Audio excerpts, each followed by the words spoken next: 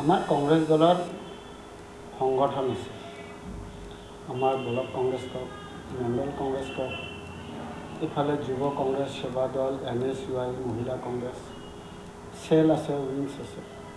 যেতিয়াৰ পৰা অসম চৰকাৰে পঞ্চায়ত নিৰ্বাচন পাতিব বুলি এটা বাৰ্তা ৰাইজৰ মাজলৈ দিছে, তেতিয়াৰ পৰাই আমাৰ কংগ্ৰেছৰ সংগঠনে কেনেকৈ আমি নিৰ্বাচনত অৱতীৰ্ণ হ'ম তাৰ কাৰণে প্ৰস্তুতি লৈছে আৰু ঠিক সেই প্ৰস্তুতি মতে আমাৰ কামখিনি আগুৱাই গৈ আছে। এতিয়া আমাৰ মনোনীত প্ৰাৰ্থীসকল ৰাইজৰ মাজত আছে, ৰাইজৰ লগত নিজৰ মত বিনিময় কৰিছে, নিজৰ দলৰ প্ৰতীক চিহ্নত ভোট দিয়াৰ কাৰণে আৰু কংগ্ৰেছক কিয় ভোট দিব লাগে আৰু আজিৰ দিনত ARDF আৰু BJP, AGP কিয় ভোট দিব নালাগে, এইবিলাক কথাই ৰাইজৰ মাজত আজি গুণা কথা চলিছে। আৰু নিশ্চিতভাৱে আপোনালোকে জানে ধুবুৰী কংগ্ৰেছ সকলো সময়তে পঞ্চায়ত নিৰ্বাচনত যথেষ্ট শক্তিশালী আৰু এইবেলি আপোনালোকে চাব বিগত 3বাৰৰ লেখীয়াকৈ এবাৰো ধুবুৰী জিলা পৰিষদ কংগ্ৰেছে দখল কৰিব আৰু বহুত বেছি মেজৰিটি দখল কৰিব। লগতে আঞ্চলিক পঞ্চায়তো আমাৰ অলমষ্ট মই ভাবোঁ 90%ৰ ওপৰত চিট আমি দখল কৰিম। আমাৰ এইটো মোৰ নিজা কথা নহয়, আমাৰ সংগঠনৰ গ্ৰাছৰুট লেভেলৰ পৰা যিটো তথ্য আহিছে তাৰ ওপৰত বেছ কৰি মই আপোনালোকক জনাইছোঁ। মই এটা কথা কওঁ, এতিয়া আপুনি কোৱা তথ্যৰ আধাৰত গৌৰীপুৰত 4জন, বিৰচিঙত 4জন আৰু ধুবুৰীত 4জন, সমষ্টিতো 5টা, 3টাত 12জন দিলে, বাকী 2টা সমষ্টিত 4 8টা প্ৰাৰ্থী কিয় দিব নোৱাৰিলে? আৰু কৈছে সুসন্তান জন্ম দিব পৰা নাই। মই কওঁ চিন্দুৰাই জিলা পৰিষদত যিজন ক'ব নোৱাৰি, যিজনী প্ৰাৰ্থিত্ব প্ৰদান কৰিছে সেইজনী কাৰ পৰা ধাৰ কৰি লৈছে? 2012 চনত পঞ্চায়ত নিৰ্বাচনত বত্ৰহাট গাঁও পঞ্চায়তৰ পৰা ARDFৰ হৈ নিৰ্বাচন খেলি হাৰিছিল কংগ্ৰেছৰ লগত। 2016 চনত মোৰ হাত ধৰি কংগ্ৰেছত যোগদান কৰিছিলে। 2018ত মই কংগ্ৰেছ দলৰ আঞ্চলিক পঞ্চায়ত সদস্যৰ প্ৰাৰ্থিত্ব দিছিলোঁ, জিকিছিলে। আৰু আগমনী ব্লকৰ অন্তৰ্গত 13খন গাঁও পঞ্চায়তৰ আঞ্চলিকত 7খন কংগ্ৰেছে জিকিছিলে আৰু 6খন BJPয়ে জিকিছিলে। কংগ্ৰেছৰ পৰা জাপ মাৰি BJPত গৈ আঞ্চলিক পঞ্চায়তৰ চেয়াৰমেন হৈছে। এতিয়া আকৌ মানে আমাৰ প্ৰাক্তন বিধায়ক মহোদয়ৰ নিৰ্দেশত মানে BJPৰ পৰা ARDFত লিজত দিছে। এতিয়া ARDFত লিজত আহিলে।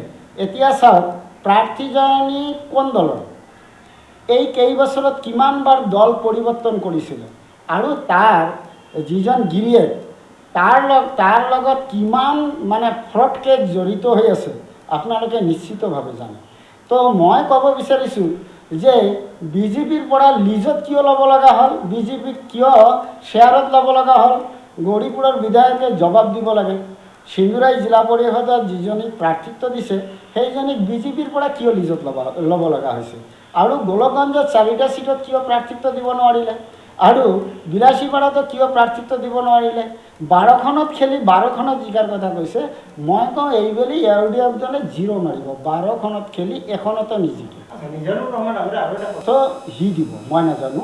মই এটা কথা কৈছোঁ, 33খন গৌৰীপুৰ সমষ্টিৰ 33খন আঞ্চলিক পঞ্চায়ত আছে আজিৰ দিনত আৰু ইয়াৰে মোৰ নিজৰ গোলকগঞ্জ সমষ্টিৰ পৰা 8খন আহিছে, হাতীগুৰাৰ পৰা 2খন, ধুবুৰীৰ পৰা 1খন আৰু আপোনাৰ গৌৰীপুৰৰ 6খন আৰু গৌৰীপুৰৰ দেৱীতলা ব্লকৰ 6খন, তাৰমানে গৌৰীপুৰৰ 12খন আৰু বিলাসীপাৰা পশ্চিমৰ 9খন আৰু বিলাসীপাৰা পূবৰ 1খন, টোটাল 33খন।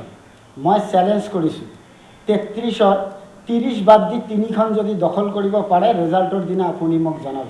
33খনৰ 33খনে আমি জিকিম আৰু 4টা জিলা পৰিষদত 4টাই আমি জিকিম।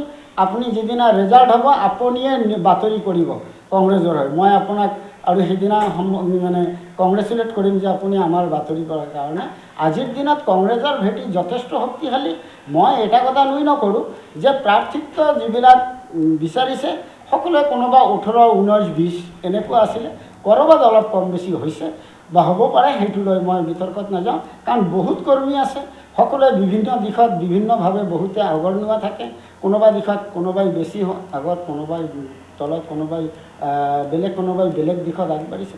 এইটো কৈছে কিন্তু সামগ্ৰিকভাৱে কংগ্ৰেছে যথেষ্ট, মই কৈছোঁ এক্সেলেণ্ট ৰেজাল্ট কৰিব ধুবুৰী জিলাত কংগ্ৰেছৰ আমাৰ প্ৰাৰ্থীসকলে আপোনালোকে নিশ্চিতভাৱে ৰেডি হৈ থাকক ৰিজাল্টৰ দিনাখন। ঠিক আপুনি কোৱাৰ ধৰণে মই কথাটো উত্তৰ দিম, কাৰণ 2026 মে' মাহলৈকে সকলোৱে বিধায়ক হৈ আছে, সকলোৱে নিজৰ ৰাজনৈতিক উত্থানৰ কাৰণে চেষ্টা কৰিব, কিন্তু ARDFৰ বতৰ এইবেলি বহুত বেয়া। তাৰ ৰেজাল্ট আপোনালোকে যোৱা লোকসভা নিৰ্বাচনৰ প্ৰতিটো সমষ্টিৰ ৰেজাল্টৰ পৰিসংখ্যা যদি আপোনালোকে চায় তেনেহ'লে আপোনালোকে অনুমান কৰিব পাৰিব। আজিৰ দিনত ৰাইজে চাইছে যে অসমত একমাত্ৰ বিজেপিক প্ৰত্যাহ্বান জনাই বিজেপিক অসমৰ গদিৰ পৰা ওপৰাই পেলাই যদি চৰকাৰ আনিব পাৰে তেনেহ'লে কংগ্ৰেছৰ নেতৃত্বতহে সম্ভৱ। সেইকাৰণে ৰাইজে কংগ্ৰেছৰ নেতৃত্বত মানে সুশাসন পাবৰ কাৰণে কংগ্ৰেছৰ নেতৃত্বত অহা দিনত চৰকাৰ বিচাৰিছে, আৰু তাৰ প্লেটফৰ্ম হিচাপে পঞ্চায়ত নিৰ্বাচনত কংগ্ৰেছৰ প্ৰাৰ্থীসকলক ভোটদান কৰিব। এইটো আমাৰ যি ছাৰ্ভে কংগ্ৰেছ দলৰ পৰা ছাৰ্ভে হৈছে, সেই ছাৰ্ভে ৰিপৰ্টত আহিছে, আৰু মই ভাবোঁ 2টা বা 3টাতকৈও বেছি ছাৰ্ভে আমি কৰিছোঁ, গোটেইখিনিতে তেনেকুৱা ৰেজাল্ট আহিছে, আৰু এই ৰেজাল্ট ভুল নহ'ব বুলি মই নিজে দাবী কৰোঁ। 100% মই ভাবিছোঁ ওপৰৱালাৰ কৃপাত এইবেলি আঞ্চলিক পঞ্চায়ত 2টা, জিলা পৰিষদ গোটেইবিলাক কংগ্ৰেছৰ দখলত আহিব। আপোনালোকে নিজে বাতৰি কৰিব ৰেজাল্টৰ পিছদিনাখন যে ARDF দলৰ প্ৰতি যে মানুহৰ আস্থা একেবাৰে নোহোৱা হৈছে, এইটো আপোনালোকৰ চেনেলৰ জৰিয়তে বাতৰি প্ৰকাশ কৰিব। বিভিন্ন ৰাজনৈতিক দলৰ নেতা কৰ্মী লাহে লাহে গোটেইখিনি বস্তু গ্ৰাছৰুট লেভেলৰ পৰা আমাৰ কংগ্ৰেছী মানুহ কংগ্ৰেছৰ হাতৰ ছবিত ভোট দিয়াৰ কাৰণে উদ্গ্ৰীৱ হৈ আছে।